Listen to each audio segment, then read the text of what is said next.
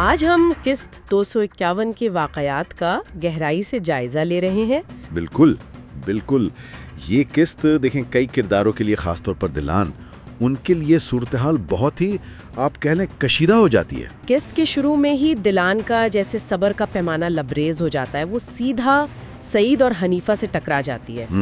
वो उनसे कहती है, इल्तिजा करती है कि भाई मुझे सच बताएं, आखिर मुझे अंधेरे में क्यों रखा जा रहा है? सही। क्या मुझे हक नहीं कि मैं अपनी असल माँ को जानूं? अच्छा, उसके फौरन बाद बारान आता है। हाँ, और वो दिलान को बहुत बुरी हालत में पाता है।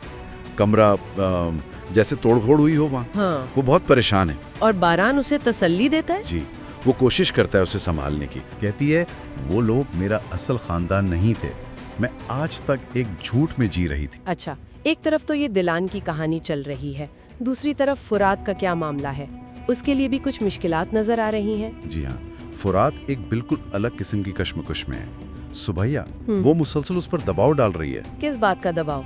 कि वो उसकी कारोबारी पेशकश कबूल कर ले, बिजनेस प्रपोजल। ओह। और वो सिर्फ बिजनेस की बात नहीं कर रही, वो फुरात को बारान के खिलाफ इस्तेमाल करने की कोशिश कर रही है। और किस्त के आखिर में सबीहा का बारान के घर आना, ये क्या मामला है?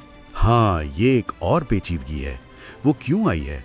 क्या फरात वाला मामला आगे बढ़ाने या कोई नया खेल शुरू करने?